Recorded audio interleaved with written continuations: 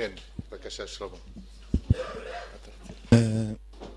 אם אין אותו, רונלד טראמפ אמר משפט מאוד יפה שכנראה כאן בחינוך בישראל מלמדים אותו הרבה. אם אתה חייב מיליון שקל לבנק, מיליון דולר לבנק, זה בעיה שלך, אבל כשאתה חייב 100 מיליארד דולר זה כבר בעיה של הבנק.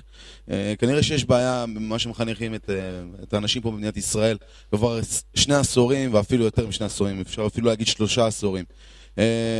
תאוות הבצע שנמצאת במדינת ישראל, היותר הזאת שהביאה לריכוזיות מאוד רחבה במדינת ישראל והביאה להעצמת פערים.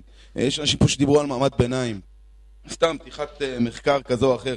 יש דניאל גוטליב עשה מחקר, הוא פשוט אמר אין מעמד ביניים, הוא פשוט התפזר, הוא לא קיים. הוא לא קיים, יש מעמד גבוה, יש מעמד נמוך. אנחנו כרגע בדרך באוטוסטרדה לכיוון פאודליזם. פאודליזם, יש מעמד גבוה, יש מעמד נמוך, נקודה, ופה זה נגמר. יש בעיות עמוקות במדינת ישראל, ואני לא יכול כאילו להוסיף יותר מדי על מה שנאמר פה, כי נאמר כמעט הכל.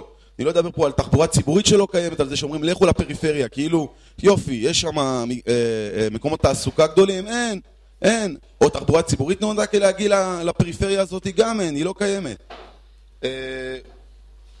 זהו, זה מה שיש לי להגיד בנושא הזה. תודה רבה.